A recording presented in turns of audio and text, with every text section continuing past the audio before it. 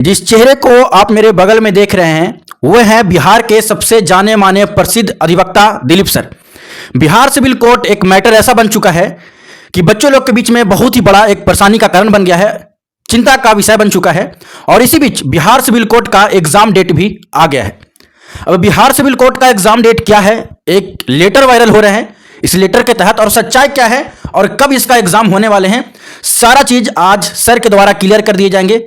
और इसी बीच जो बिहार सिविल कोर्ट का 2 एग्जाम हो चुके हैं, स्टेनोग्राफर और कोर्ट रीडर का, अब उसका भी रिजल्ट का टाइम है और रिजल्ट के बाद उसका बताया जा रहे हैं कि जो उसका एग्जाम है मेंस का वो तुरंत ले ली जाएंगे।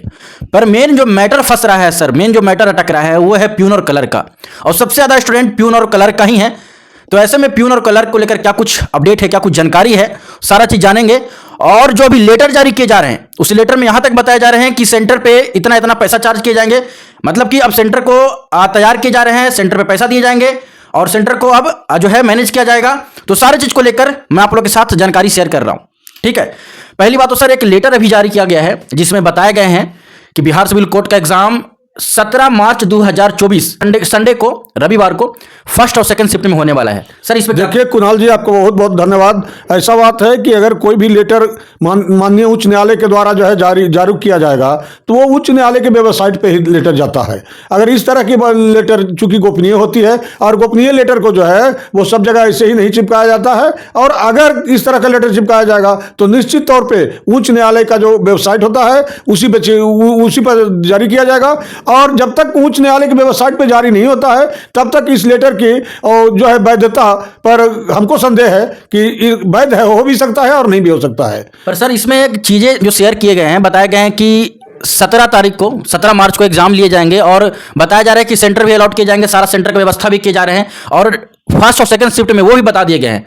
तो ये जो लग रहा है कि एक तरह से लग रहा है कि सच भी है, और जब वेबसाइट पे नहीं आया है सर जैसा क्या बता रहे हैं तो झूठ भी लग रहा है, फॉल्स भी लग रहा है। तो उस पर क्या कुछ क्लियर करना चाहिए? देखिए ऐसा है कि अगर मार्च में एग्जाम लेना होता तो निश्चित तौर पे ये वेबसाइट पे आपको आ जाता कि भाई इस तरह की बात की जा रही है और इस तरह की जो है वो प्रक्रिया भी शुरू की जाती। लेकिन हम जहां तक तो देख रहे हैं कि न्यायालय में जो सिविल कोर्ट्स के जहां तक बात है, कहीं भी कोई न्यायालय में इस तरह की परिचर्चा अभी नहीं है। हम लोग तो डेली सिविल कोर्ट में जाते हैं और वहां काम करते हैं, लेकिन इस तरह की कोई परिचर्चा नहीं है कि हाँ भाई तुरंत निकट भविष्य में एग्जाम होने जा रहा है। तो ऐसी स्थिति में उस लेटर के आधार पर यह कह देना कि मार्च में एग्जाम हो रहा है, हम समझते हैं कि उचित नहीं होगा। जब तक आप उसको जो है सिविल कोर्ट के व्यवस्था माननीय उच्च न्यायालय की वेबसाइट पर नहीं देखें तब तक इसको कंफर्म नहीं कहा जा सकता है। यानी कि जो लेटर है सच भी लग रहा है और कहीं कहीं झूठ भी लग रहा है, क्योंकि वो ऑफिशियल वेबसाइट पे नहीं है। अगर सच है तो फिर एग्जाम बहुत ही जल्द ले ली जाएंगे, नजदीक है। पर इसके पीछे एक और भी रीजन आते हैं, मैं सारा रीजन आपको बताऊंगा और सारा चीज जो सामने है वो डायरेक्ट मैं आप लोग को अभी बताने वाला हूं और सर के द्वारा क्लियर किए जाएंगे। पहला बात मैं जानूंगा कि 2 एग्जाम ले लिए गए, पर जो और एग्जाम है 2 साल से अधिक 2 साल होने वाले हैं, पर अभी तक प्यून और कलर का एग्जाम डेट को क्लियर नहीं है, लेटर वायरल किए जा रहे हैं। पर सर एक और मैटर सुनने में आ रहा है, कहीं ना कहीं वेटिंग लिस्ट वालों की तरफ से कोर्ट में कुछ ऐसा मैटर चल रहे हैं, केस चल रहे हैं। तो ये सब क्या कुछ है सर?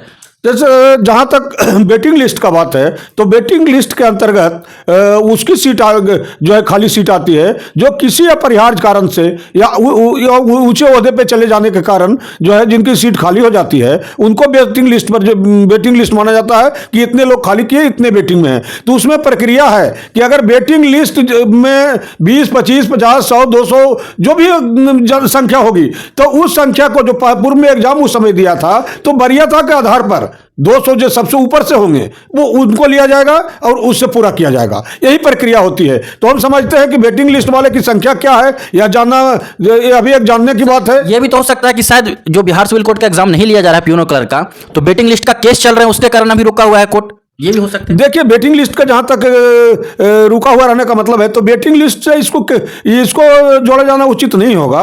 वेटिंग लिस्ट के लिए अगर रुका हुआ है तो हम समझते हैं कि माननीय चीफ जस्टिस साहब को, ऑनरेबल चीफ जस्टिस साहब को जो इस पर जो है जल्दी ही निर्णय लेंगे, क्योंकि माननीय चीफ जस्टिस जो हैं वो बहुत ही जो हैं वो कुशाग्र बुद्धि के और बहुत ही एडमिनिस्ट्रेटिव हैं और बहुत जो है से इनका क्रियाकलाप अच्छा रहा है। इसलिए हम समझते हैं कि अगर ऐसी बात होगी, कुछ वेटिंग के मामला के चलते रुका होगा तो वो जरूर इस पर जल्दी निर्णय लेंगे।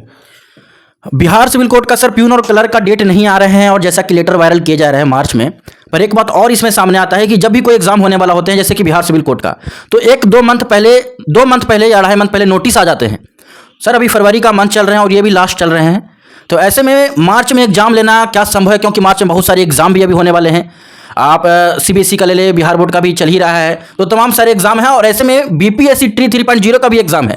तो क्या ये जो 17 तारीख को जो सिविल कोर्ट का जो डेट आ रहा है, क्या एग्जाम होना पॉसिबल है? क्या देखिए कुणाल जी, जहां तक एग्जाम पॉसिबल होने की बात है तो वो तो संडे को होता है। कोई भी जो है एग्जाम होता है वो जो भी कम्पिटिटिव एग्जाम होता है वो संडे को होता है। तो अगर माननीय उच्च न्यायालय इच्छा शक्ति दिखाते हैं तो एग्जाम ले सकते हैं, कोई बड़ी बात तो है नहीं, बशर्ते कि उच्च न्यायालय के द्वारा वो चिट्ठी निर्गत किया गया हो तब तो सबसे पहले उस चिट्ठी की औचित्य पर जानना होगा कि वो सही में है कि नहीं। और इस तरह की अगर भ्रम की स्थिति है तो हम समझते हैं कि माननीय उच्च न्यायालय के चीफ जस्टिस साहब को उनको चाहिए कि इसको क्लियर कर दें कि भाई ये जो चिट्ठी निकला है वो वायरल है या फिर औचित है, जब ताकि स्टूडेंट लोग क्लियर हो जाएंगे कि हाँ हमारा एग्जाम होने वाला है, तैयारी लोगों की बढ़ जाती है। जैसा कि आप लोगों को पता है कि बिहार सिविल कोर्ट एग्जाम समान ज्ञान के बिना अधूरा है, क्योंकि 60 to 70% जो क्वेश्चन आते हैं ये समान ज्ञान से आते हैं। और ये समान ज्ञान मैं आप लोग के साथ एक आज किताब शेयर करने जा रहा हूं जिससे मैं खुद तैयारी करता हूं, और ये इंडिया का एकमात्र ऐसा समान ज्ञान का किताब है जो कि बहुत ही फेमस और बहुत ही अच्छा किताब है। और इस किताब से हमेशा आपके एग्जाम में बहुत सारे क्वेश्चन डायरेक्ट लड़ जाते हैं। ऐसा क्यों होता है पता है? क्योंकि जिस तरह का लेटेस्ट सिलेबस और लेटेस्ट पैटर्न पे आपके क्वेश्चन पूछे जाते हैं एग्जाम में, इसी को देखते हुए इस किताब को अपडेट किए जाते हैं। और इस किताब में खास बात यह है कि विभिन्न प्रतियोगिता परीक्षाओं में पिछले 15 वर्षों में पूछे गए प्रश्नों पर आधारित है। और यह पूजा पब्लिकेशन का किताब जो मैं खुद तैयारी करता हूं, जिससे यह ऐसा किताब है कि मैं इसके बारे में ज्यादा व्याख्या नहीं कर सकता हूं, आप लोग खुद जानते होंगे और बहुत सारे बच्चे इस किताब से तैयारी करते होंगे। तो एक बार मेरा रिक्वेस्ट है जो भी तैयारी कर रहे हैं और जो भी चाहते हैं कि इनका सिलेक्शन हो, जो पिन और कलर का एग्जाम दे रहे हैं इसमें वो क्लियर कर पाए, तो ये किताब को जरूर पढ़िएगा। ऐसे तो विद्यार्थी तैयारी करते ही रहते हैं, लेकिन 2 वर्ष 1.5 वर्ष का प्रत्याशा बहुत लंबा होता है, तो विद्यार्थी लोग तो हतोत्साह होते हैं। और ऐसे भी जहां तक न्यायालय की बात है तो प्रत्येक न्यायालय में जो वर्कर्स की है, जो क्लर्क की है, प्यून की है, बहुत अधिक अभाव है और इससे बहुत काम बाधित होता है। ये बात की जानकारी तो हमसे बेहतर जो है ऑनरेबल चीफ जस्टिस साहब को है, और जितने भी जिला में जजेज हैं हर कोई जानते हैं कि जो है एक आदमी को 4 आदमी का कम करना पड़ रहा है। जहां तक स्टोनों की बात है तो उनका तो संख्या ही बिल्कुल नगण्य है। हम समझते हैं किसी किसी न्यायालय में जो अच्छे न्यायालय हैं वहां 2-4 स्टोनों भी नहीं रह गए हैं, और जो रिटायर कर जा रहे हैं उनके जगह पर अभी सीट भी फुलफिल नहीं हुई है। और चूंकि स्ट्रेंथ बढ़ रही है, ऐसी स्थिति में अधिक कर्मी की जरूरत है, तो उस तरह से कमी तो है और बहुत सारी कमी है। और इसमें जो है जो विद्यार्थी लोग इंतजार में हैं, हम समझते हैं उनके लिए भी और कोर्ट के काम के लिए, लिटिगेंट के काम के लिए माननीय जो है चीफ जस्टिस महोदय जल्द इस पर पहल करेंगे और हमको लगता है कि एग्जाम जल्द होगी। सर मैं एक चीज जानना चाहूंगा, अभी सर के द्वारा एक बहुत ही बड़ा बात बता दिए गए, कह दिए गए कि आप कोर्ट में जाकर देखें, अभी बहुत ज़्यादा अभाव है प्यून का, क्लर्क का, एक का, मतलब जो है 4 का जो काम है एक ही कर रहे हैं, तो कहीं ना कहीं बहुत ज़्यादा अभाव है और अभी तक भर्ती नहीं हो रहा है, जबकि इतना ज़्यादा कमी है। सर ऐसे में मैं एक भी चीज़ और भी जानना चाहूँगा कि कोई भी एग्जाम होने से पहले 2 मंथ 3 मंथ पहले नोटिस आ जाते हैं। आप सिविल कोर्ट का ही देख लिया, आप जैसे कि कोर्ट रीडर और स्टेनोग्राफर का हुआ तो 2 मंथ पहले आ गए, इसके बाद एग्जाम हुए। अगर अभी भी फरवरी लास्ट तक अगर आ जाते हैं नोटिस, तो मार्च अप्रैल मई में संभावना बनता है सर एग्जाम होने का। तो सर मई में तो इलेक्शन भी है। देखिए ऐसा है कुणाल जी कि इलेक्शन है तो ये इस जो है ये जो बहाली है उस पर रोक नहीं लग सकती है, चूंकि ये जो है पहले से इसकी वैकेंसी निकाली गई है और उसका एग्जाम लिया जा सकता है।